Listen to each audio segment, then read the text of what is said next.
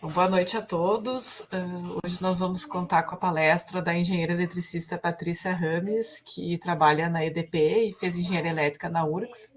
E ela vai falar um pouco sobre comissionamento de usina solar fotovoltaica. Então, boa noite, Patrícia. Muito obrigada pela tua disponibilidade aqui. Tenho certeza que vai ser bem produtivo, especialmente para os alunos aí da disciplina de laboratório de circuitos elétricos, que vão poder ter a oportunidade de verificar um pouco do que eles veem no conteúdo associado à tua área de trabalho e tua área de formação.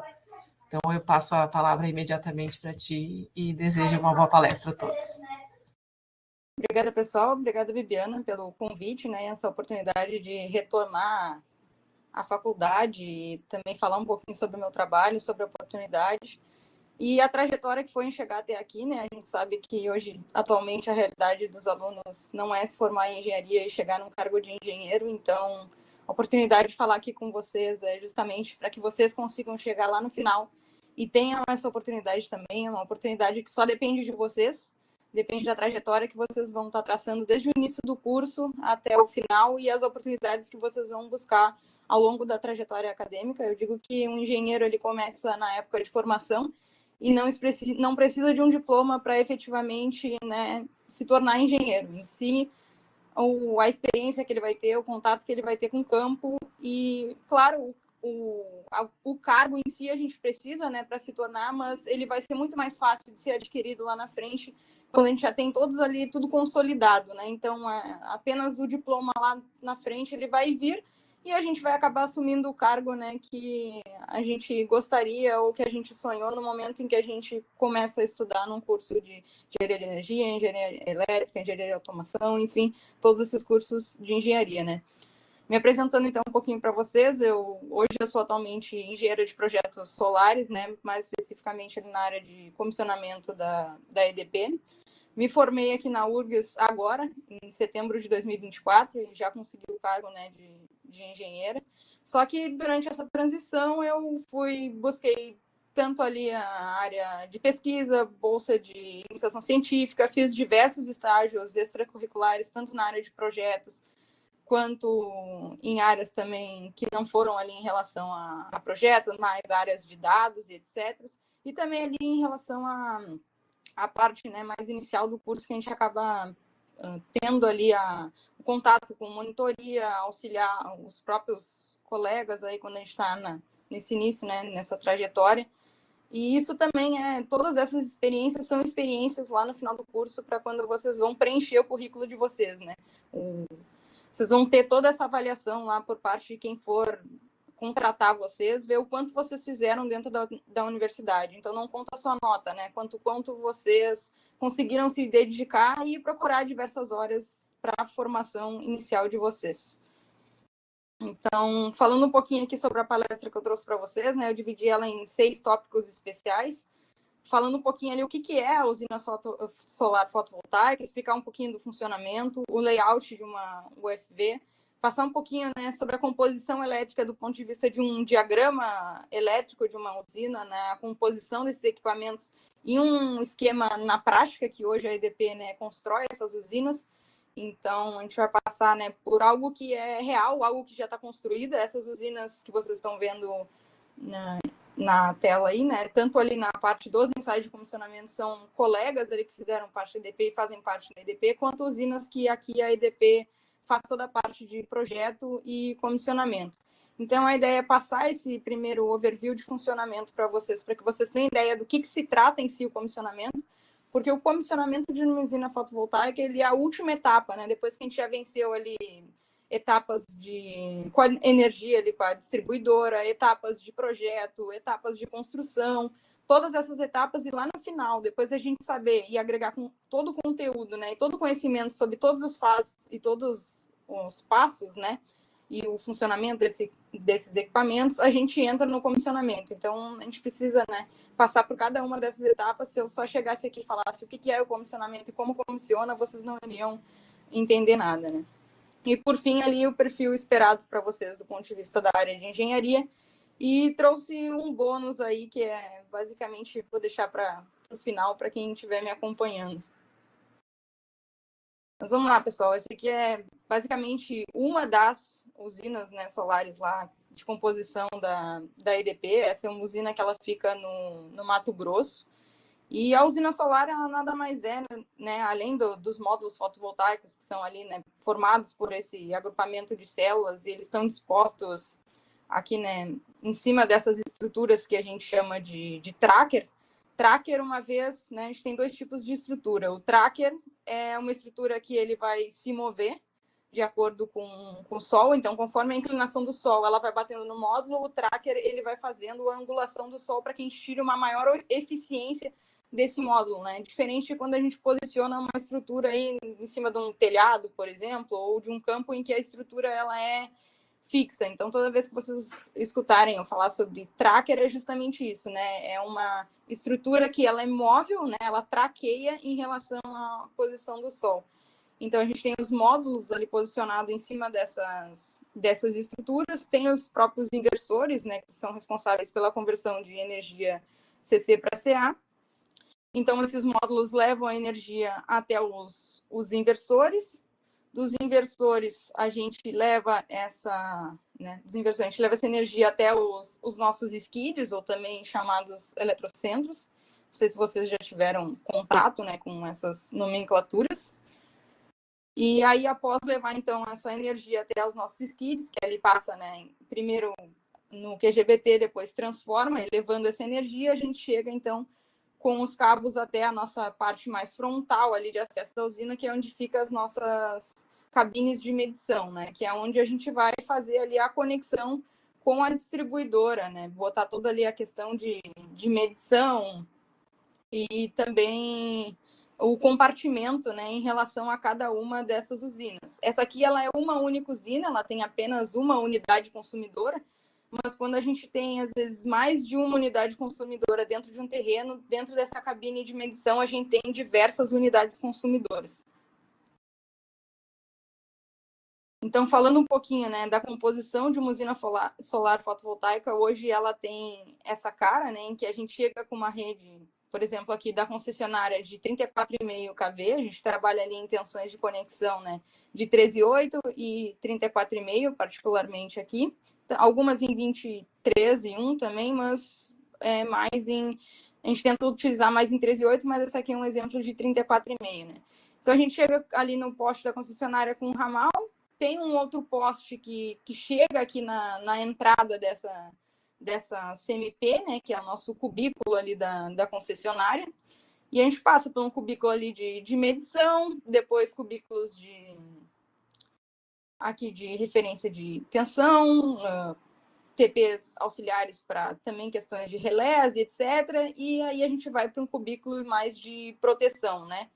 Que é a unidade consumidora que eu falei para vocês específica, que às vezes pode ter uma unidade consumidora, é esse bloquinho aqui. Quando tem 3, provavelmente vai ter uns 3 desse aqui mais para o lado. Então, as coisas vão ficando só maiores, né? Elas vão se replicando.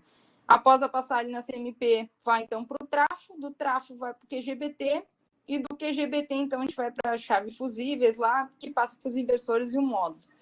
Então, vai basicamente fazendo essa diferença, né? Chega ali no poste, entra na CMP, da CMP passa ali por TPs de proteção, TCs de proteção, entra a parte ali, então, do transformador. O transformador, então, a gente passa para um QGBT, né, que ele basicamente tem uma composição interna dele ali por um disjuntor geral de proteção. Tem também a parte dos exaustores, que a gente usa, né, para o processo de ventilação, porque esses equipamentos elétricos, eles não podem aquecer. Voltou. Problemas técnicos, faz parte. Bom, e a gente tem um multimedidor aqui de energia, também tem contatos auxiliares aqui em relação ao multimedidor de energia, e todos esses componentes, né, eles ficam dentro do QGBT ali na usina, né, que é basicamente o quadro geral de baixa tensão. Após, né, sair aqui desses quadros gerais de baixa tensão, a gente tem as chaves fusíveis, que elas basicamente servem para proteger os nossos circuitos que vão ali para os inversores. E ali, após os inversores, então, a gente vai ter toda a conexão de módulos. E, além disso, a gente tem um circuito a mais, advindo ali dos nossos QGBTs, que a gente usa para a nossa sala de controle das nossas usinas, que é basicamente onde a gente tem ali o monitoramento, né? Controla toda a parte de câmeras que existem na usina, toda a parte, né, de componentes elétricos que existem na usina, também questão de energia que está sendo injetada pelos inversores. Então, tudo isso a gente tem uma central de comunicação dentro da usina, que é basicamente essa sala de controle, né, uma sala de OIM, que a gente chama Operação e Manutenção, em que a gente também tem uma chave fusível ali específica para alimentar essa sala de controle. Só que a gente, ao invés ali, né, de ter um inversor ou algo assim, a gente tem um trafinho auxiliar, um tracionador auxiliar, que rebaixa ainda mais essa tensão de aqui, né, 800 volts, em que a gente está acostumado, né, dos módulos fotovoltaicos. Então, a gente gera em 800 volts, se joga, transforma para 34,5 para jogar para a distribuidora. Aqui a gente utiliza ali de 800 volts para 320 e 220, 380 e 220 volts, né? Então, basicamente, esse circuito serve para isso. E aí a gente tem algumas características que eu trouxe aqui, não sei se algum de vocês já conhece em relação aos componentes internos de uma cabine, de um QGBT. Eu trouxe justamente porque todos os componentes que a gente vai comissionar, a gente precisa fazer um teste específico. Para a gente testar especificamente um componente desse, a gente precisa saber que componente é esse e qual a função que ele tem dentro de um equipamento específico. Se a gente não saber essa funcionalidade, a gente não vai saber o que a gente vai estar testando, a gente vai para a prática e a gente não vai saber nem identificar, né? Eu vou lá e eu preciso testar um condutor. Tá, beleza, o condutor eu sei o que é. Mas eu vou lá e eu tenho que me deparar para fazer um teste numa chave seccionadora dentro da cabine. Mas o que é essa chave seccionadora dentro da cabine? Então, isso faz tudo parte, né, de uma transição. O engenheiro que ele vai trabalhar com isso, ele vai passar por todo um processo ali de estágio, setor analista, engenheiro, etc., até adquirir todos esses conhecimentos, né, para chegar lá na fase de comissionamento, inspeção de uma usina e saber identificar, olha, isso está com problema, isso não é assim, não deveria estar assim, ou está quebrado, está queimado, está vazando óleo. Então, por isso, justamente, né, a gente entender um pouquinho qual é a composição do que existe dentro desses equipamentos. Então, a gente tem diversos isoladores dentro de uma CMP, né? Aqui, por exemplo, tem um, aqui tem outro, que eles têm basicamente a função, né, justamente como o próprio nome já diz, de isolar, né, garantir a isolação elétrica entre os componentes internos da cabine e também o ambiente externo, né, como a terra e outras partes metálicas, porque pela cabine ela ser metálica, no momento que eu colocar em contato o barramento aqui da cabine que está energizado com a parte metálica, qualquer um de nós que a gente tocar na parte metálica, a gente vai estar energizado também, a gente vai levar um choque. Então, tudo isso precisa passar ali por isoladores, né, para que a gente não tenha essa fuga de corrente. Além do que, toda a estrutura da cabine ela é aterrada a uma malha de isolamento. A gente também tem as muflas, né, que é basicamente a gente tem o cabo e a gente tem uma mufla na ponta, que o nome mufla justamente é um isolamento da parte condutora do cabo, de média ou alta tensão ali, né, em relação aqui à conexão, né? É como se a gente tivesse um terminal que a gente utiliza aí para conectar os circuitos dentro do laboratório, né? Em vez de a gente conectar o fio direto, a gente teria ali um conectorzinho que a gente conectaria numa seccionadora, num borne de conexão dentro do laboratório, mas é basicamente isso, só que a mufla, ela também tem uma questão a mais, que é justamente proteger contra o efeito corona, né? Se vocês quiserem depois procurar a respeito do tema, mas é basicamente o efeito corona, ele é o contato de um campo elétrico intenso ali com as partículas de ar, umidade ou poeira, e acaba resultando, né, a emissão de luz. Então, ele basicamente é como se ele gerasse um campo elétrico do condutor com o ar, né? E isso pode gerar um curto-circuito, por exemplo, um superaquecimento. Então, se vocês olharem nas redes de transmissão, aí quando vocês passarem pelas ruas, né, justamente acaba tendo ali os isoladores lá em cima com essas abinhas, né, lá em cima, justamente para mitigar os efeitos coronas, né? E a gente tem tanto os TPs quanto os TCs, o TC esse carinha aqui, que justamente tem ali a função, né, tanto de entrada aqui do cubículo para a questão de medição da concessionária. Então, a gente usa, né, justamente pegar um TP, um TC, né? O TP é um transformador potencial de tensão, então ele vai reduzir a tensão para atuar, né, do outro lado, com essa tensão reduzida dos níveis ali de 34, etc., para níveis, né, que a gente possa medir ou até mesmo atuar uma proteção. Então, são níveis bem mais baixos de tensão, né? Justamente para fazer essa transição, né? Reduzir a tensão ou reduzir a corrente para que a gente consiga ali fazer a aferição ou também acionar uma proteção.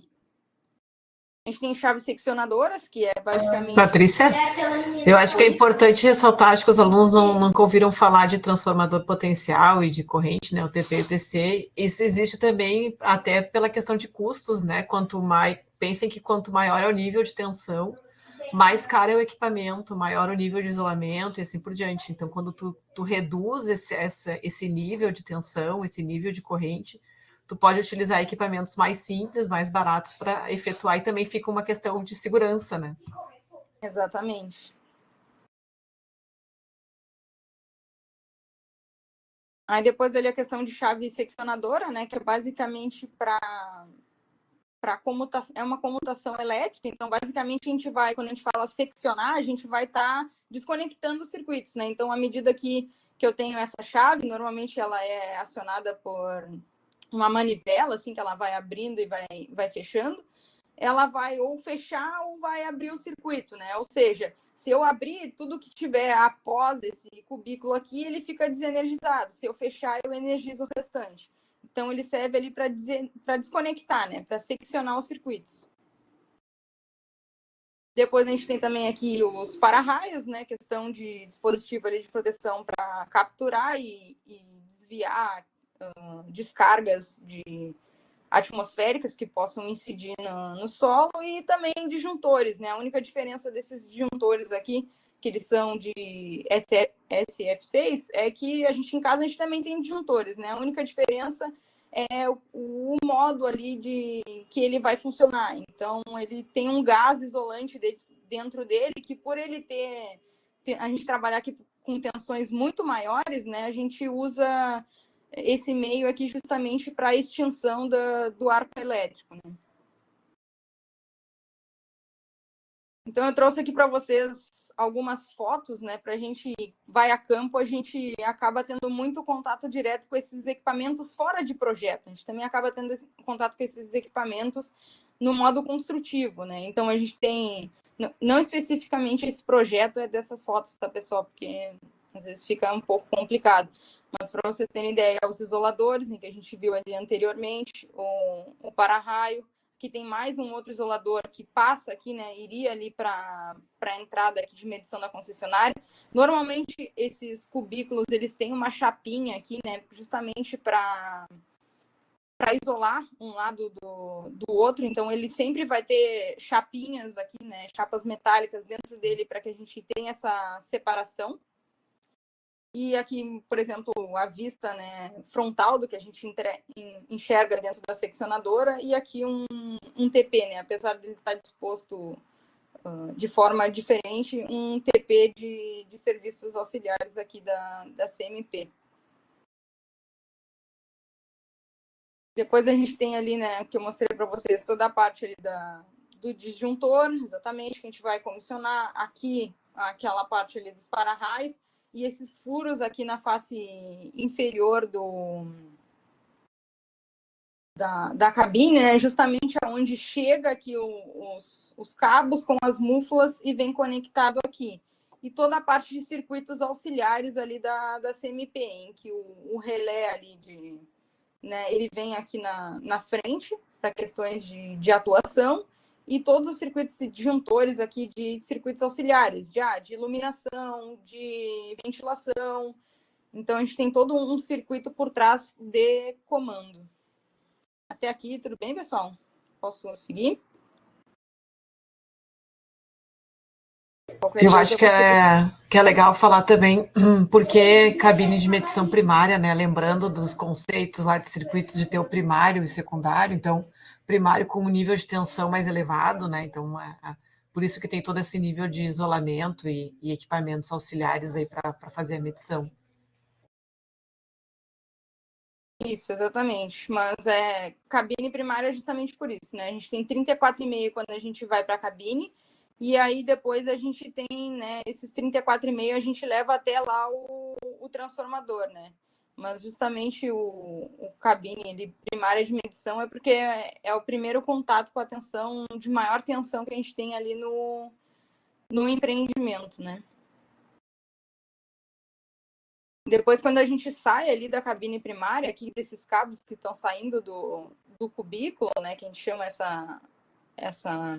cada porta, né, da CMP ali, da cabine, né, de medição de cubículo, a gente sai com esses cabos daqui e a gente conecta lá nos enrolamentos aqui, nos barramentos, né, de alta do transformador. Então, a gente sai lá da CMP e vem para o transformador justamente para transformar essa tensão elétrica, né? Então, a gente chega aqui com 34,5 e transforma para 800 volts do outro lado. E dentro desse transformador, a gente justamente tem ali a parte de barramento, em que vai conectado entre o quadro de baixa tensão e o transformador, né? Isso não necessariamente pode ser por barras metálicas, como a gente está vendo aqui, isso também pode ser feita por condutores, né, por cabos elétricos, mas o mais usual quando a gente tem uma conexão tão próxima entre um quadro e um transformador é fazer ali, garantir uma melhor conexão entre eles, então a gente acaba utilizando uma barra metálica que liga os terminais de baixa tensão do transformador ao quadro de baixa tensão que a gente vê aqui atrás, né? Então a gente tem dentro do transformador as buchas de alta, que é justamente onde vai chegar esses condutores lá da CMP, as buchas de baixa, que é onde a gente vai, né, sair ali com os condutores para ir lá para o nosso quadro.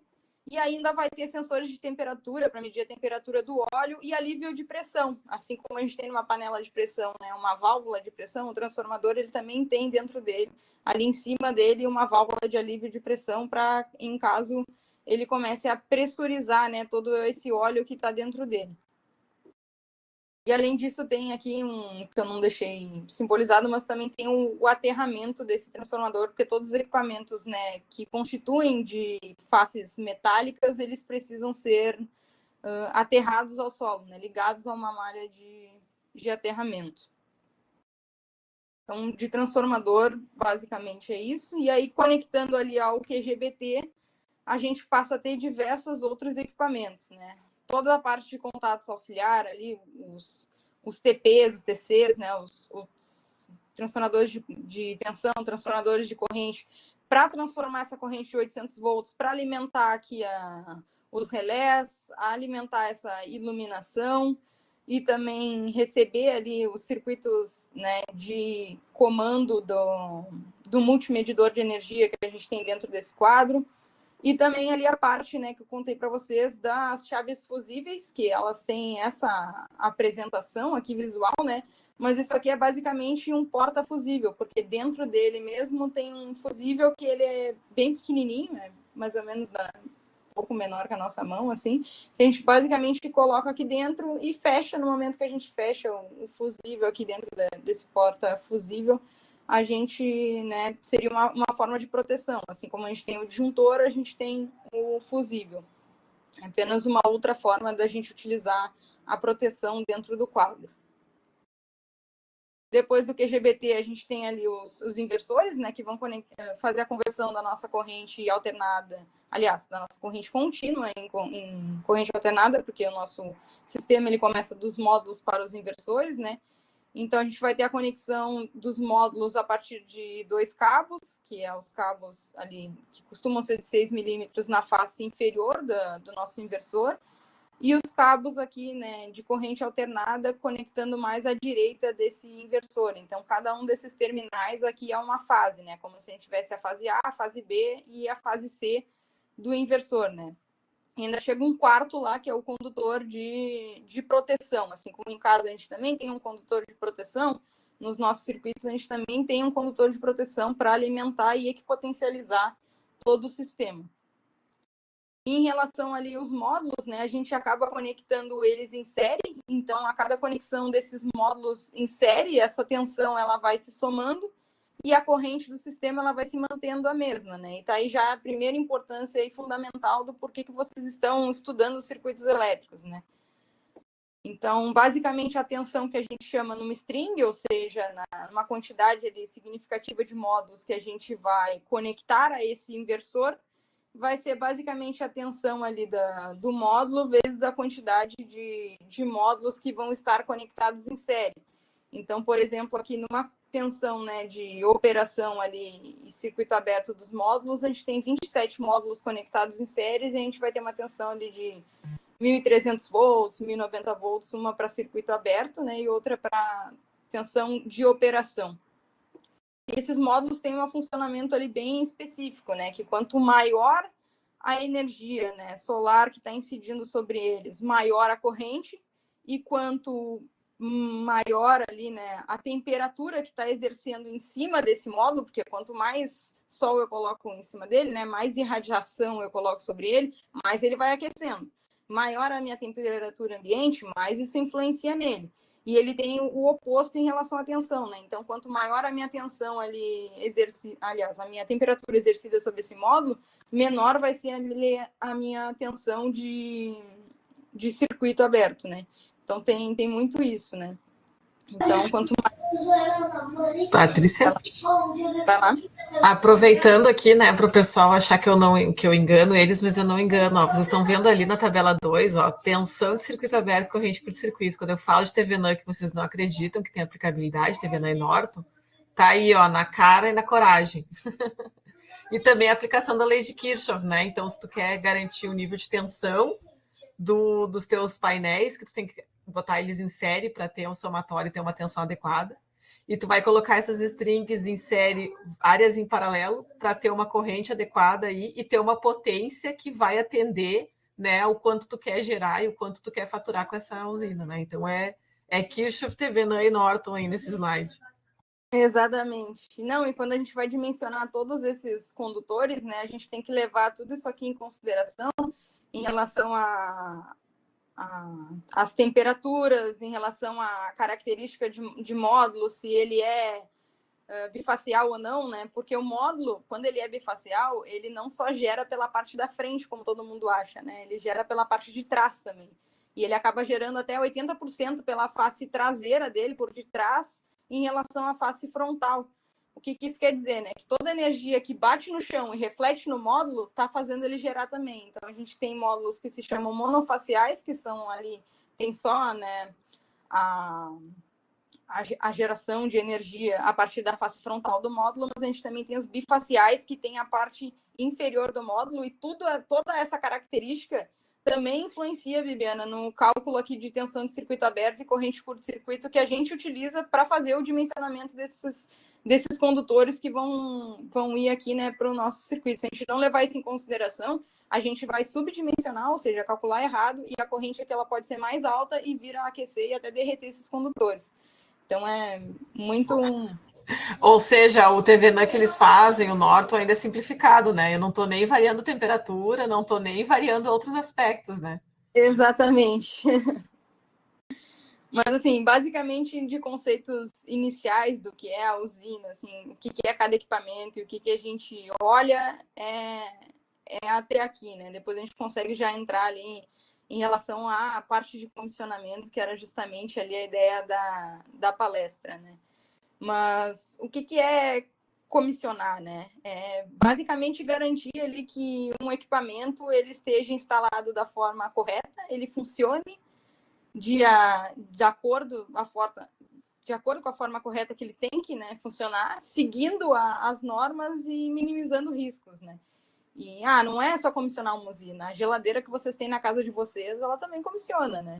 Tipo, é a vedação da borracha da porta que na hora que fechar a porta ali da geladeira, ela tem que garantir que ela não vai sair o ar de fora, o ar gelado dali de dentro, né? Então, todo equipamento que vocês têm, um celular, um computador, etc., ele comissiona, não necessariamente das mesmas formas, assim como equipamentos aqui de média tensão, né, como subestações, que também passam pelo mesmo princípio, mas todo equipamento, ele passa por uma fase inicial de teste antes dele ser colocado em mercado, e é justamente essa a importância, né, e o objetivo do comissionamento. E do ponto de vista normativo, né, a gente tem ali 2 itens, tanto da NBR 14039 e da 5410, que é das instalações de média tensão e das instalações de baixa tensão, que toda instalação, extensão ou alteração de instalação existente deve ser visualmente inspecionada, ensaiada durante ou quando construída a instalação, né, antes de ser colocada em serviço e de forma a verificar, quando possível, a conformidade ali com as normas. Então, o comissionamento ele passa por 4 partes, que é a inspeção visual, a gente olhar para aquele equipamento e a gente saber se ele está certo ou se ele está errado, ensaios ali elétricos neles e testes, e também a apresentação de resultados. E, basicamente, aqui para a usina fotovoltaica, a gente tem o comissionamento que a gente chama a frio, que é quando nenhum equipamento ele se encontra energizado, ou seja, em contato com qualquer tipo de energia. A gente energiza essa usina, a gente coloca ela em contato com a energia, ela começa a gerar e a gente passa para uma fase de comissionamento a quente. E o que é que a gente vai comissionar, né? Tudo aquilo que a gente viu até agora. A gente vai comissionar ali todos os equipamentos da CMP, e quando eu digo todos, são todos. Todos, até aqueles que eu não falei ali, mas que estavam desenhadinhos, são todos. Todos os condutores dessa usina, quando eu digo todos, é um a um, cabo por cabo, todos os cabos têm que ser testados e ensaiados. Se um cabo não for testado e ensaiado, ele não energiza. Todos os módulos, todos os transformadores de uma usina, eles vão ser, então, se a usina tiver 3 transformadores, vai comissionar todos os ensaios para todos os transformadores. Os inversores, os quadros ali, né, de baixa tensão, os QGBTs, e ainda o que eu não vou tratar aqui, porque é bem mais específico, né, a parte de aterramento ali e sistemas auxiliares. Né? Ô, Patrícia, uma pergunta assim, quanto tempo demoraria para comissionar aquela usina que tu botou a foto e quantos por cento isso representa financeiramente num projeto? O comissionamento. Não sei se tem esses números aí, mas fiquei curiosa agora. Tem assim, vamos lá, quanto tempo? Um comissionamento a frio em condições climáticas estáveis, porque o comissionamento ele precisa ter condições climáticas estáveis, porque a umidade do ar ele tem influência nos testes que a gente faz.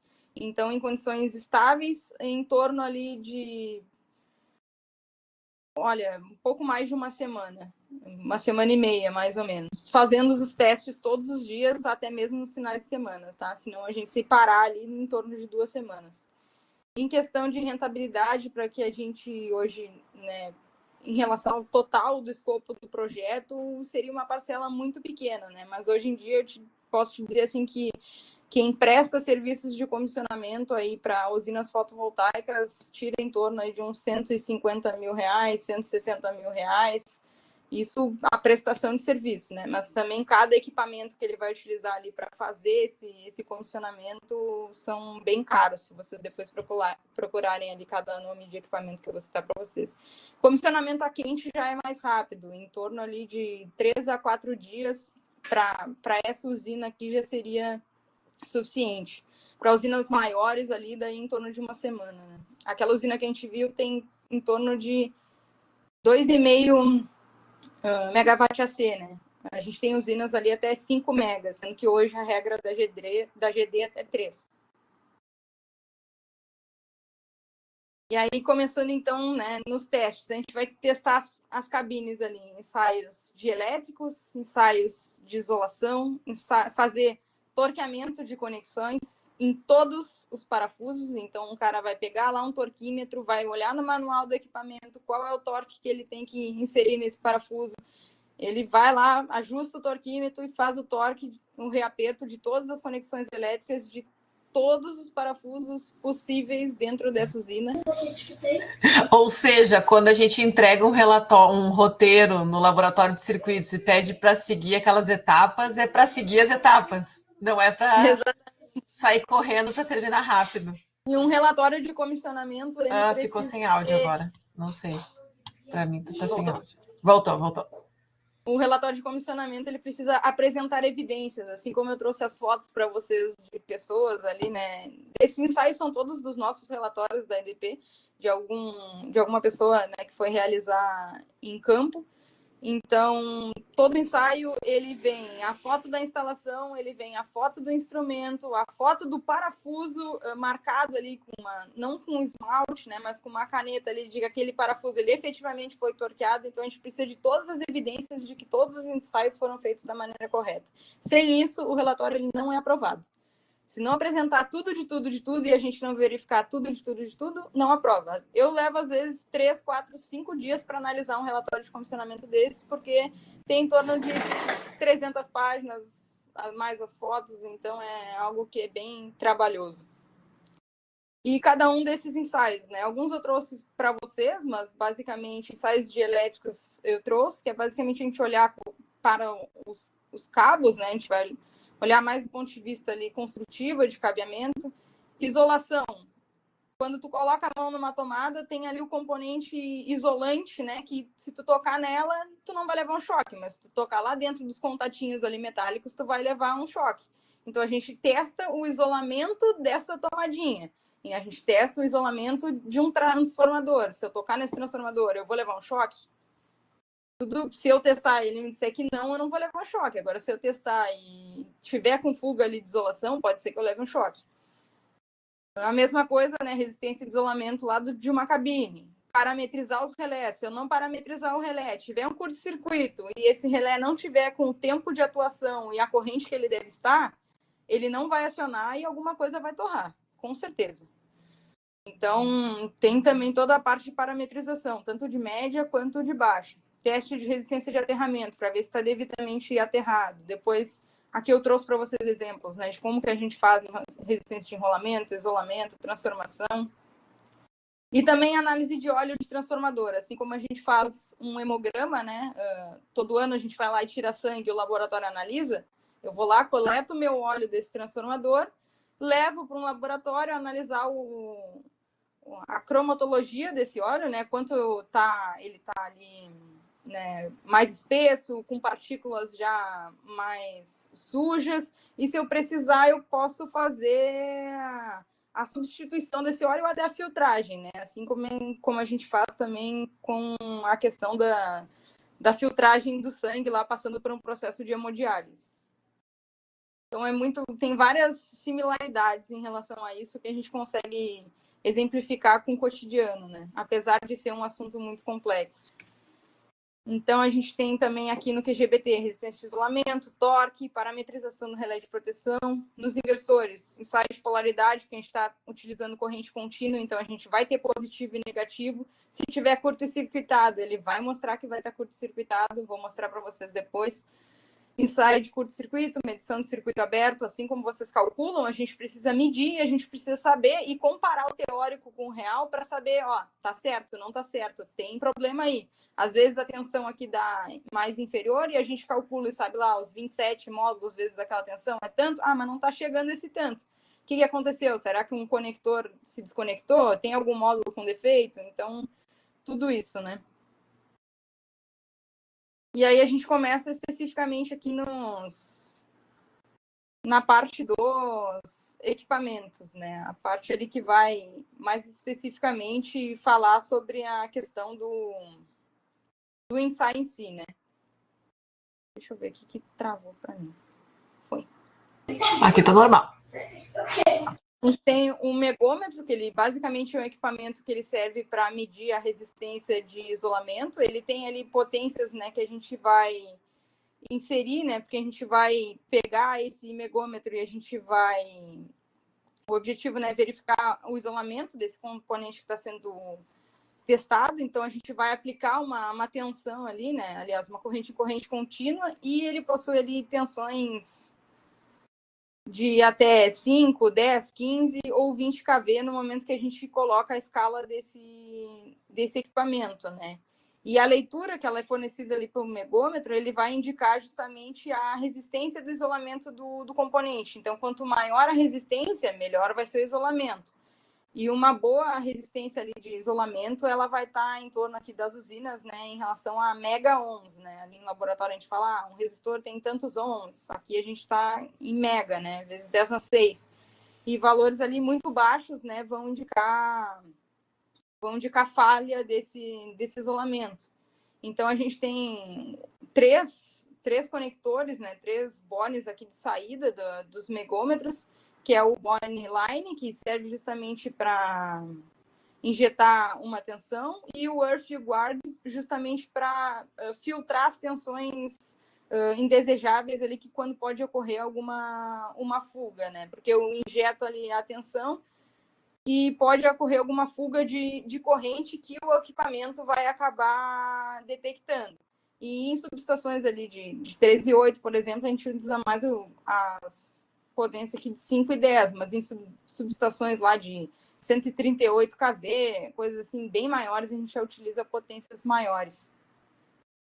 Depois no megômetro a gente também tem um ensaio de Hypot, que ele é basicamente lá os ensaios de elétricos que eu falei para vocês, né? Que ele vai testar a isolação elétrica e a rigidez elétrica de um condutor. E ele vai aplicar uma tensão elétrica em corrente contínua na face né, na ponta de um condutor, e ele aplica aí essa corrente contínua, né, durante um determinado tempo, por exemplo, 1 hora. E o objetivo é justamente garantir, né, que o material isolante do condutor ele seja capaz de suportar tensões muito elevadas.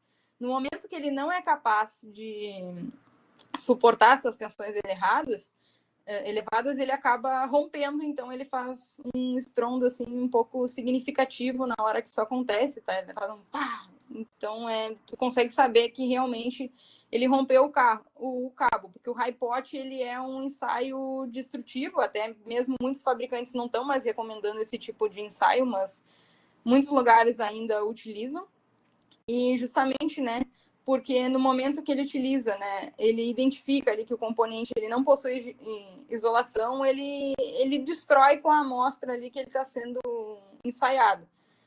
Então, por ele utilizar a corrente contínua, né, para fazer esse ensaio, e a corrente contínua ela é apenas em um sentido, né, o campo elétrico ele também tende a ser em um sentido e ele acaba polarizando, né, que vocês veem lá na física, a polarização, né, e o rompimento de moléculas, etc., lacunas e elétrons, é o que acontece aqui. Então, no momento que a gente polariza os dipolos desse condutor, né, em um cabeamento, a gente acaba diminuindo essa isolação desse condutor e ele acaba rompendo. Então, ele é um ensaio destrutivo justamente por isso, porque ele mexe com a polarização ali desse condutor, né, dessa isolação. Só que em alternativa ao Hypot, a gente tem o VLF, né? Que basicamente a gente, em vez de aplicar uma tensão contínua, a gente aplica a tensão alternada em extra baixa frequência, e ele não é um ensaio destrutivo. Eu posso ir ali aplicar durante 1 hora essa frequência, até mais, e ele vai me dizer se o condutor ele tá bom ou não, né? Ontem eu estava em campo fazendo um ensaio de VLF, lá nos condutores ali da CMP, né? Então a gente tem as múltiplas aqui. Fizemos a ligação lá em relação aos condutores, com o controlador e etc. Colocamos uma tensão ali de praticamente 33 kV, né? Isso porque o VLF ele pode ser colocado até o dobro da capacidade de isolação do condutor, e a gente fica basicamente esperando, né, durante 1 hora para ver se essa corrente ela vai ter variação ou se vai ter ali o rompimento ou a atuação desse instrumento, para saber se houve o rompimento, né, ou seja, a capacidade ali de isolação ela é baixa ou não. Então, para isolação, a gente tem esses 2 instrumentos. Depois a gente tem, né, ensaios ali pelos micromímetros, que eles podem ser feitos a 2 fios ou também a 4 fios. E agora mais aqui um dos que tu vai gostar, Bibiana, porque o micromímetro ele é a lei de Ohm em específico, né? Eu aplico em 2 desses terminais, eu aplico corrente elétrica, e nos outros 2 eu faço a medição da tensão elétrica, e a partir da injeção de corrente elétrica e medição da tensão elétrica, eu tiro ali a resistência de contato dos equipamentos, né?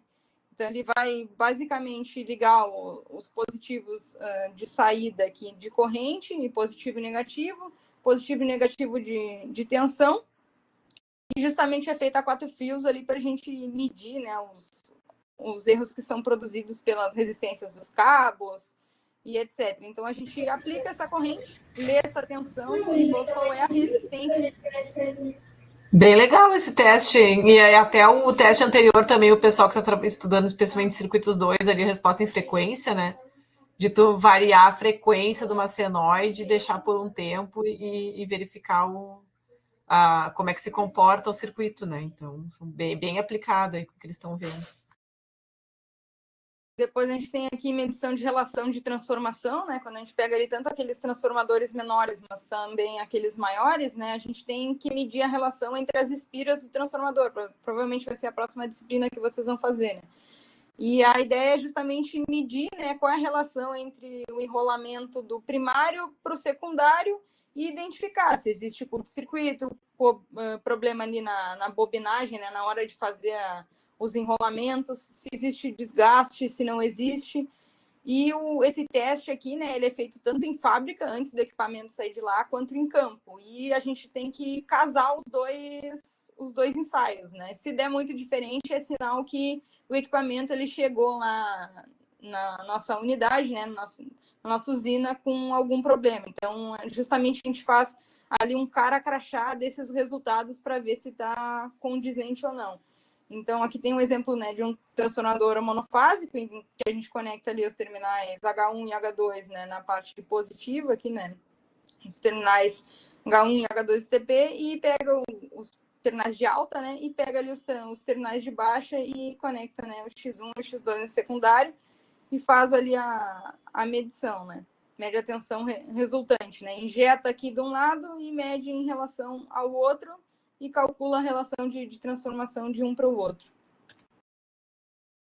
E aí a gente começa aqui, trouxe para vocês alguns casos de comissionamento em específico, né? O para-raio que a gente tem lá dentro da CMP.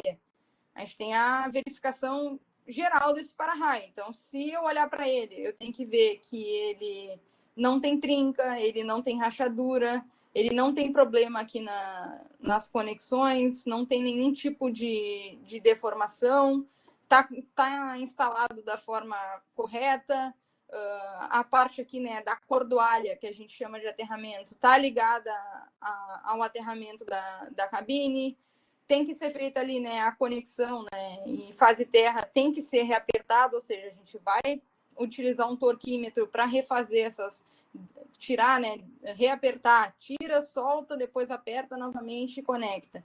Limpa ele e faz ali a resistência de isolamento com aquele primeiro, né, instrumento que a gente viu com o megômetro, para saber se ele tem um isolamento adequado. Então, na parte superior, eu conecto aqui, né, o borne de alta tensão. Na parte aqui inferior, eu conecto o borne de medição. Injeto ali uma tensão de corrente contínua e verifico qual foi o valor aqui da classe, né, de isolamento que deu no meu instrumento. E, basicamente, esse valor ele tem que ser, né, tem que ser ali a classe de isolamento do meu componente, ou seja, se ele for uma classe de isolamento para 15 kV, ele tem que me dar aqui 150 mega-ohms de isolamento. Mas deu muito abaixo, então tá com problema. Vamos medir o próximo, vamos ver, deu acima, então tá ok, o equipamento tem aí uma condição de isolação, eu posso seguir com ele, tá tudo ok com ele, não deu uma condição de isolação, vou trocar esse equipamento, vou substituir, porque ele não serve ali para isolação. Né? Mesma coisa lá para as chaves seccionadoras, né? A gente vai verificar se há rachadura, se tem trinca nos isoladores aqui, vai verificar a simultaneidade de abertura e fechamento, ou seja, a pessoa vai abrir essa chave, vai fechar essa chave e ver se elas estão fechando de forma conjunta aqui, né? Porque se uma estiver fechando e a outra não, isso gera arco elétrico, ela não está funcionando da maneira adequada, tem que substituir o equipamento. né? Verificar ali os status de contato fixo, o imóvel, porque esse aqui esse é fixo, mas esse aqui, né, ele é móvel, então eu tenho que verificar esse aqui do meio, que é o que faz, né, essa espécie de manivela aqui, né, girar, e também reaperto das conexões e tudo mais, torqueamento, isso é sempre primordial. E utilizo ali, né, o mesmo equipamento anterior, o Megger, o megômetro, para ver se a gente vai analisar se tem fuga de corrente ali nos bastões de isolamento dessa chave seccionadora. Então, na parte superior, ali, em contato com a parte metálica, eu conecto os cabos, né, de tensão ali a quais vai ser aplicados. Na parte inferior, em relação aqui à estrutura metálica, né, ao terra, digamos assim, né, ao borne de medição, à massa, eu conecto o borne de medição sempre aterrando os equipamentos. E aí a classe de isolação vai ser ali praticamente em relação à questão dos isoladores, que é a classe de isolação do equipamento vezes 10, né? Que eu vou saber se ele está com uma classe de isolação adequada ou não. E também, além, né, disso, para a chave seccionadora, a gente também tem o ensaio de resistência de contato, que é feito lá com micromímetro. E aí eu faço justamente ali a mesma coisa anterior, né? Ele é feito a 4 fios, então eu aplico uma tensão, vou ler a corrente, vou saber a resistência de contato dessa chave, ou seja, qual é a facilidade dela de permanecer ali, que dessa corrente flua de um contato para o outro, né? Qual a dificuldade, né? Então, justamente é isso. E a média vai ser, né, a maior medição com a menor medição, porque eu vou ter que fazer em relação a cada uma das fases. Então, eu fiz para a primeira, fiz para a segunda, fiz para a terceira. Pego o maior valor medido em relação ao menor valor medido, e essa resistência aceitável para esse equipamento não pode exceder ali em torno de 10%. Depois, em relação aos transformadores, né, que eu já falei para vocês, ensaio de resistência de isolamento, transformação, enrolamento, nível de óleo, para ver se está ok, se não está ok. Se tiver perto do mínimo aqui, tem que colocar mais óleo. Conferência de TAP, o que é o TAP? A gente tem tensão nominal em 13,8, né? Mas se eu subir um TAP, eu posso ter em 14. Se eu descer um TAP, eu posso ter em 13. É o fechamento ali das minhas bobinas, né, que vai me fazer ter uma classe de diferentes classes de tensão. Então, para ensaio de resistência de contato, puro circuito. Resistência, né, RA, relação de isolação entre o rolamento da carcaça de alta e a carcaça. RB, enrolamento de baixa e a carcaça. RAB, enrolamento entre os enrolamentos de alta e baixa, né? Então, Ô, Patrícia, se puder mostrar a placa do trafo ali só para o pessoal novamente, chamar atenção, que às vezes eles não acreditam em mim, mas aí tem um desenho bem interessante ali, ó, delta estrela, que vocês gostam de fugir lá em trifásicos. Tá aí, ó, a ligação delta estrela das bobinas, né? Os níveis de tensão, isso é tudo especificação do equipamento, né? Tanto do motor quanto do transformador, vocês vão encontrar esses desenhos aí nas placas. Exatamente. E cada um desses ensaios, né, vai variar a forma com que a gente vai olhar para esse resultado no momento em que modificar essa configuração desse equipamento. Se ele for delta estrela aterrado, né, eu faço uma relação de transformador, calculo de uma forma. Se ele for delta-delta, calculo de outra forma. Se ele for estrela-estrela, calculo de outra forma. E aí o resultado fica de forma diferente e o resultado do teste também, né? E tem que comparar sempre o teórico ali com o medido. Então, aqui em relação à resistência de isolamento, a gente tem toda a questão ali, né, de desconectar. Sempre eu desconecto tudo de um transformador, desconecto o cabo de terra, não tem nenhum condutor conectado a ele. Eu vou pegar, então, e fazer a resistência de isolamento, né? Que é basicamente, então, pegar ali, vou fazer entre alta e carcaça e baixa e carcaça. Então, eu vou aplicar 5.000 ali, volts em corrente contínua, né, nos terminais de alta, e jamais vou aplicar mais do que 500 volts no terminal de baixa, porque a gente tem classes de isolações diferentes. A gente tem classe de isolação em baixa tensão até 1 kV. Então, no momento que eu aplicar 1 kV aqui, eu vou estar estressando demais esse lado do transformador e eu posso romper, sim, com a resistência de isolamento dele. Então, muito observado, assim, o quanto a gente vai aplicar, né, em relação a esses testes.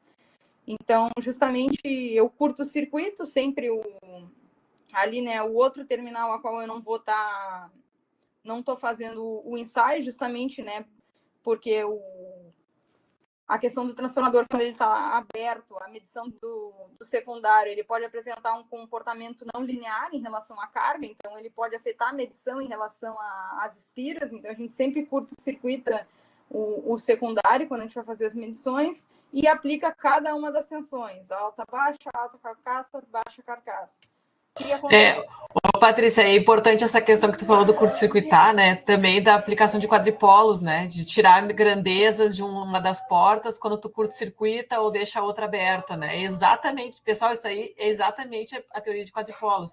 E se vocês olharem aí o equipamento ligado, né, no transformador, vocês vão reconhecer as questões da prova quando eu peço vocês conectarem o multímetro a protoboard, né? Onde é que liga cada cabo, como é que eu configuro. É exatamente essa figurinha, o Patrícia caiu na prova com o multímetro para eles conectarem ali, desenharem as conexões. É muito bom. É só ali na parte de comissionamento, que a gente trata de equipamentos muito maiores, a gente acaba não utilizando o amperímetro, o multímetro, né? A gente acaba utilizando esses equipamentos um pouco mais específicos, né? Exceto em baixa tensão, a gente acaba utilizando ali o multímetro. Mas é basicamente isso, né? Se tu sabe conectar um multímetro, tu olha para o equipamento, sabe conectar um multímetro, tu sabe olhar para um esquema elétrico e conectar um outro equipamento, né? E assim, quando é que eu sei que tá ok? Quanto tempo que eu vou olhar para esse equipamento e vou ver se, né, foi suficiente? A partir de 30 segundos ali, os valores de resistência, elas não começam a variar mais, né? Então a gente deixa mais ou menos 1 minuto e 20 e já deu o meu valor ali que eu preciso aplicar. Então a gente tem mais ou menos aqui para esses transformadores que a gente trabalha, a gente tem valores mínimos aceitáveis de 1 mega para em relação a alta e baixa, 1 mega para alta e massa, e ali 2 mega para baixa e massa, né? Então, resistência de isolamento é isso. Depois a gente faz ali relação de transformação. Aí, Bibiana, teu delta estrela varia na fórmula que eu vou calcular a minha relação de relação de transformação para o meu equipamento, né? E quando eu faço, né, ali essa ligação, né, avaliar ali o lado de alto e o lado de baixo, é feito para cada uma das fases em relação ao enrolamento primário e em relação ao enrolamento secundário. E a ideia é verificar se tem fuga de corrente entre as espiras, entre as espiras abertas, posicionamento ali do seletor do TAP. Por quê? Porque eu vou fazer primeiro para 13,8. Beleza, fiz as 3 medições. Mudo o TAP, giro lá ali em cima, né, que tem para mudar, passo para o segundo TAP, aí vou até o quinto TAP. Então, tem uma parcela de... A raiz de 3 está ali, ó, pessoal. Vocês acham que a gente não usa a raiz de 3 quando faz a soma fasorial, né? Que pega 2 fasores e quando soma eles, o resultante fica raiz de 3 maior. Tá ali o raiz de 3 sendo aplicado diretamente no comissionamento. E quando é que vai me dar o ok o ensaio? Quando essa variação de erro aqui não for maior ou menor a 0,5%, né? E aí acaba... Já teve casos que um dos enrolamentos deu maior, a gente teve que mandar de novo o transformador para a fábrica, deu problema, e eles tiveram que fazer um retrofit e encaminhar para nós, né? Então a gente acaba pegando diversos problemas, pessoal. É só conectar, é só fazer o ensaio e tal, tá tudo ok. Não, não é. A gente pega diversos problemas. Todo comissionamento que a gente fez, a gente encontra algum problema, né? Construiu, tá tudo ok. Não, toda usina tem problema. Por mais que tu faça assim, ó, 100%, esteja todo mundo 100% alinhado com o projeto, executando o projeto, é muito difícil. É um cabo que às vezes se perdeu no meio do caminho, é um cabo que raspou em algum lugar, é um equipamento que saiu de fábrica, que passou no teste lá, mas na hora de posicionar ou algo assim deu problema, então sempre tem. E depois a última ali, né, em relação ao micromímetro, que é justamente fazer ali aplicar uma corrente, né, constante, que é aquele a 4 fios que eu contei para vocês, que eu injeto a corrente e meço o potencial, em cada um fazendo as ligações, né, em relação aos circuitos de alta do transformador e aos circuitos de baixa do transformador. E a partir daí, então, dessa tensão, dessa corrente, o micromímetro, ele exibe na tela a resistência do componente, né? Então, a gente tem basicamente aqui, né, quando ela for menor a 3%, ou maior que 5%, a gente consegue fazer essa aferição, e a média em relação aos de alta e aos de baixa. Depois, além disso, né, depois que a gente trouxe alguns insights aqui, né, em relação aos comissionamentos a frio, mas a gente também tem os comissionamentos a quente, né? Finalizei toda a etapa de comissionamento a frio. Eu trouxe uns 4, 5 cases aqui para vocês, mas olha, se eu abrir uma especificação técnica de comissionamento hoje, com certeza eu devo ter, não sei, uns 70, pelo menos. Patrícia, só para eu avisar que o pessoal, a gente tinha combinado mais ou menos 1 hora, então mais uns 10 ou 15 minutos aqui para a gente tá conduzindo. Que eu não sei se eles têm prova, alguma coisa assim, mas fiquem tranquilos que a gente já está na reta final aí. Estamos nos últimos 4. Mas a ideia do comissionamento a quente é energizar e a gente fazer um ensaio termográfico, né? Para ver se alguma dessas fases ela vai apresentar uma coloração maior em relação àquilo que é especificado no projeto. Então, se eu tiver um cabo com uma coloração mais amarelada aqui, por exemplo, eu vou ver que esse cabo ele tem desequilíbrio entre fases em relação ao outro. Então, ele é um ensaio muito mais visual, né? Eu vou passar a termografia por cada um daqueles equipamentos que a gente viu, e todos eles, e vou ir fazendo as inspeções. E no módulo também, em cada módulo precisa ser feito. Só que, claro, que hoje a gente conta com tecnologia, a gente tem drones para isso, então a gente costuma passar, né, o ensaio de termografia para passar o drone em cima da usina, e quando a gente pega o famoso ponto quente, né, o hotspot, a gente encontra ali células danificadas, né, ou com diodos ali bypassados, enfim, sobreamento também pode acontecer, e a gente tem que substituir o módulo quando a gente encontra isso. E além da termografia desses equipamentos, a gente também tem os ensaios de curva IV, em que a gente vai medir ali, Bibiana, tensão de circuito aberto, corrente de curto-circuito, né? Vai pegar cada um desses cabos e vai conectando e tirando do instrumento, medindo um a um para gerar essas curvas, para ver se elas estão ok ou não. A gente tem uma irradiância bem superior aqui aos 1000 watts, então por isso que essa corrente medida, ela deu superior a essa que a gente tem, a condição nominal do módulo, né? E a temperatura, ela estava mais alta, então ela deu, né, como eu comentei para vocês, um pouco inferior aqui em relação a nominal também. Feito, então, a curva IV, a gente ainda faz ali uma sobreposição dessas curvas para ver, né, se vai ter discrepância. E quando tem algum tipo de anomalia, assim, a gente já sabe que o módulo tem problema, é um conector que pode estar mal conectado, e essa discrepância não pode ser maior de 5%.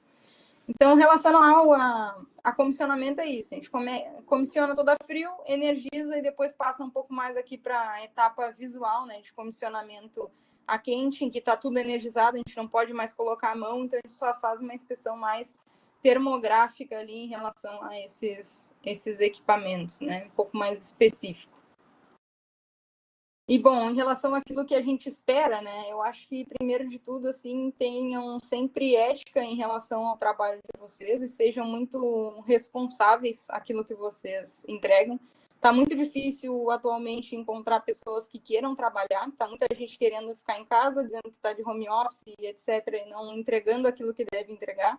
Então, no momento que vocês se mostrarem curiosos, que vocês sejam pessoas proativas, vocês venham se comunicar e dizer, olha, não sei, não entendi, será que tu pode me ajudar? Não tenho conceito em relação a isso, será que tu pode me indicar algum curso?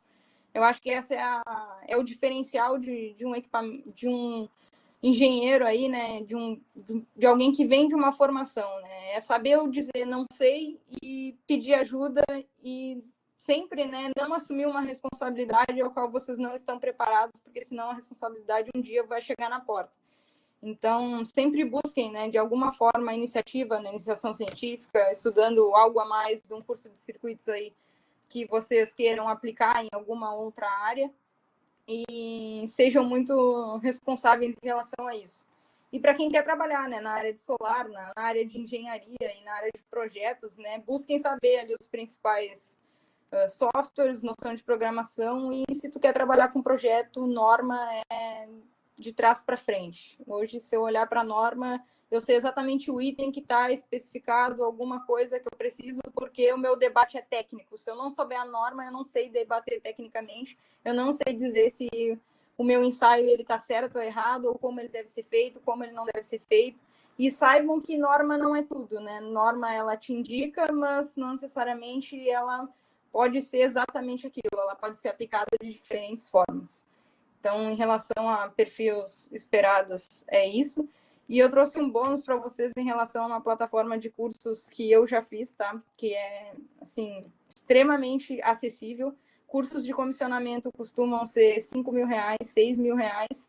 Eu já fiz todos esses cursos que estão em telas, já ganhei outros também dessa plataforma. Tem outras também, mas são cursos que ali, para quem não está acostumado com nomenclatura, para quem não sabe o que é um equipamento, para quem busca entender, né, dentro de um curso de engenharia, o que é e como funciona cada coisa, para ir mais preparado para o mercado de trabalho e quer seguir nessa área, eu vejo que foi um diferencial para mim. Eu peguei mais quando eu estava lá na área, na parte de estágios, mais para o final da graduação.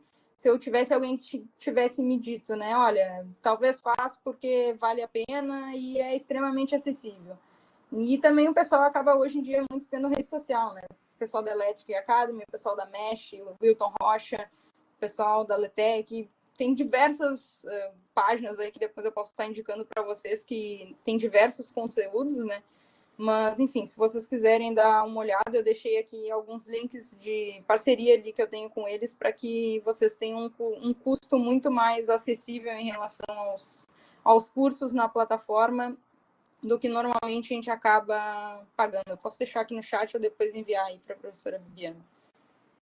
Mas é isso, pessoal. Deixo aqui o meu contato para vocês. Se vocês tiverem alguma dúvida, curiosidade, etc., vocês têm o meu contato, podem me encontrar aí no LinkedIn, etc., a gente trocar uma ideia sobre o mercado de trabalho, sobre a faculdade também, que é uma etapa que é difícil de vencer, mas faz parte do processo de amadurecimento, né? Patrícia, muito obrigada pela tua palestra, assim, foi muito produtivo, acho que deu para ilustrar bastante coisa, né, e especialmente para quem não está no dia a dia desse tipo de aplicação, né, não tem esse nível de detalhe, então eu fiquei muito satisfeita, assim, muito feliz. Eu queria deixar aberto agora para os alunos, alguém tem alguma pergunta, um comentário, podem se sentir à vontade aqui para ligar de repente a câmera ou o microfone ou falar no chat, só para saber se vocês não estão dormindo, se estão acordados, se está tudo certo.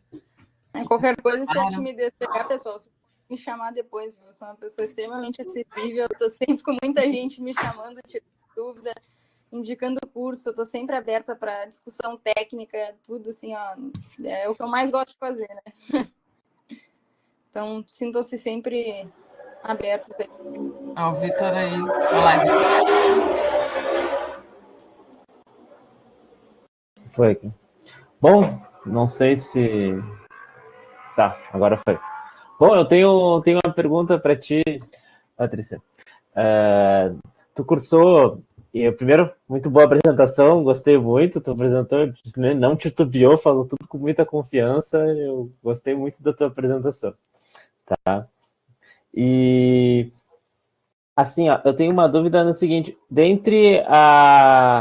depois de ter cursado engenharia elétrica, qual foi aquele conteúdo, aquela coisa que tu foi aplicar na indústria e tu sentiu que faltou no teu curso?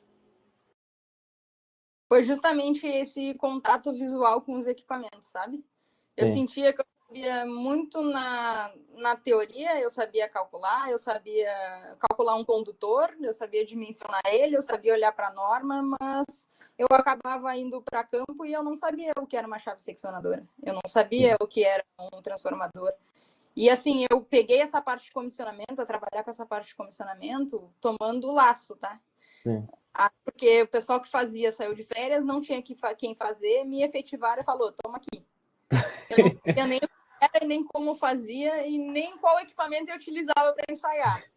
Então, eu chegava do trabalho, eu ia para o YouTube, ensaio... Fulano, qual é o ensaio que eu aplico para fazer não sei o quê? É o ensaio tal. E chegava no caso no YouTube e falava, ensaio para o transformador. Ensaio Sim. de encanamento. Então, eu acho que foi isso que eu mais senti falta da prática em relação ao que a gente estuda.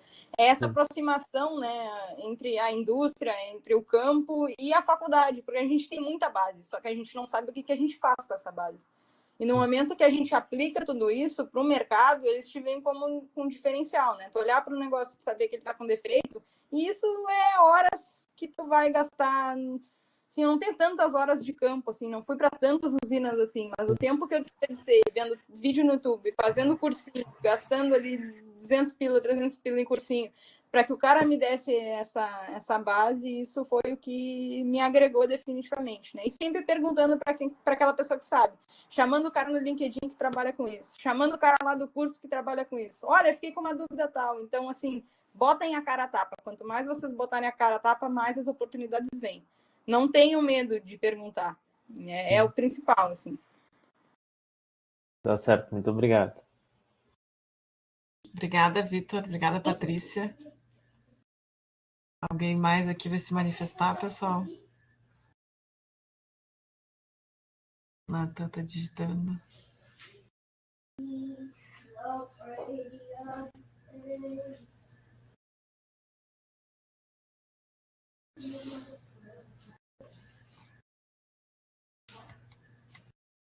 Se tu puder colocar no teu primeiro slide, eu vou aproveitar para tirar uma foto aqui para mandar para o pessoal depois do GMASP ali, que eles botam nas mídias. Vou ter que botar na mídia depois, né? É. Aí. Esse aqui até trata do pessoal, vou tirar 2.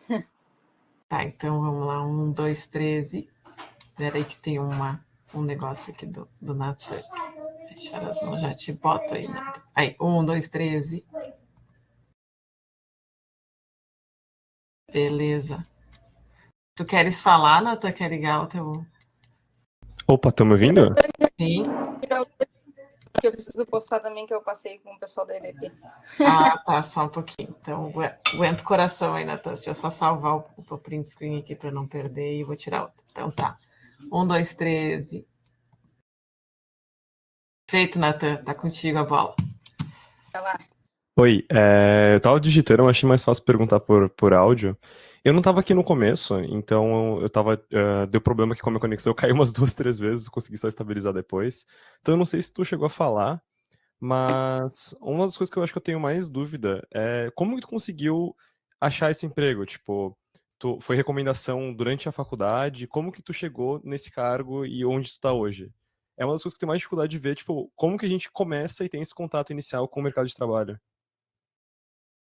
Olha, eu acho que atualmente LinkedIn é o primeiro top 1 hoje.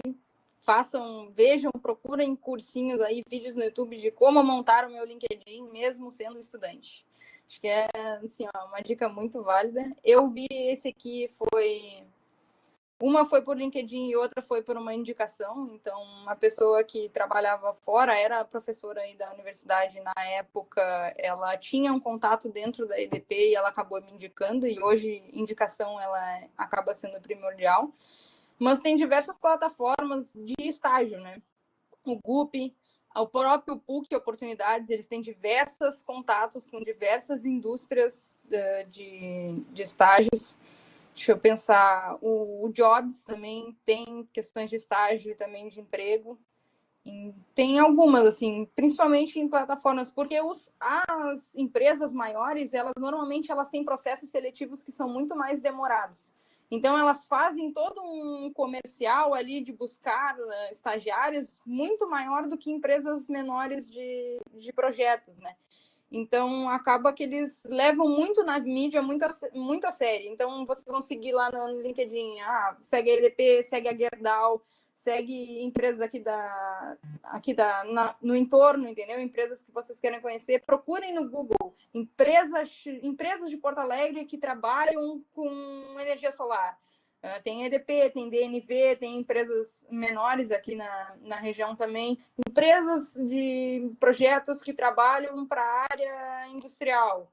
Então, tentem procurar na localidade de vocês o nome de empresas, por exemplo, e tentem ir atrás daí na rede social. A própria TKE lá também está sempre postando no LinkedIn vagas de oportunidades. Então, é muito, muito disso, sabe? E estejam sempre com o currículo de vocês preparados e não esperem vir uma vaga para vocês aplicarem, né? Estejam sempre aplicando para uma para outra. Por que eu falo isso? Porque a experiência numa entrevista, a experiência em participar numa esqueci até o nome agora, mas naquelas No processo seletivo, né, que eles fazem de isso, provas. não, mas eles fazem em equipe também. Às vezes eles fazem Uhum. um processo em equipe para ver se as pessoas sabem trabalhar em equipe. Dinâmica E de grupo. isso, exatamente. Entrevistas de grupo. E fazem dinâmicas em relação a isso para ver quais as soluções que vocês têm a aplicar aquele tema. Então, no momento que vocês sabem o tema, vocês já têm que, ó, estou aplicando para essa vaga. Ah, mas essa empresa tem tais políticas ali que são primordiais. Ah, ela acredita na confiança, na qualidade, nos processos. Estudem essas palavras-chave para ir para essa entrevista sabendo qual é ali a principal característica que a empresa olha para si como um diferencial. Então, isso é o que eu vejo assim, ó, tudo que eles colocam lá é o que eles fazem. Eles só não captam essas palavras-chave na hora de levar para vocês. Então, estudar como é feita essa entrevista de estágio ou de emprego é algo que vai ser um diferencial para vocês e que facilita muito. É muito fácil vocês se destacarem nesse sentido, assim. Não sei se a Ana Zanata ela ainda está dando cursos e fazendo mentorias em relação a isso, mas ela ainda tem um Instagram lá que ela utilizava para publicar, que ela tem diversos posts assim falando sobre como fazer isso. Então, se vocês quiserem dar uma olhada, com certeza ela ainda tem lá, depois eu posso procurar o @ ali, Bibiana, e te encaminhar, e tu encaminha para eles, mas é mais nesse sentido, assim, e devem ter com certeza outros Instagrams, outras plataformas que façam esse tipo de indicação. E eu sempre falo para os alunos, né, é importante também estudar sobre a empresa. Então, tu vai fazer uma entrevista, tu entra no site antes e tu destrincha a empresa, né? Porque quando tu chegar lá e souber falar sobre a área que eles estão, quem são os principais clientes, onde é que eles atuam, quem são os parceiros, vocês têm condições de ter mais oportunidades também, né? E hoje, Maior pessoal, chance. você tem uma ferramenta que assim, a gente não tinha na época, que é o ChatGPT.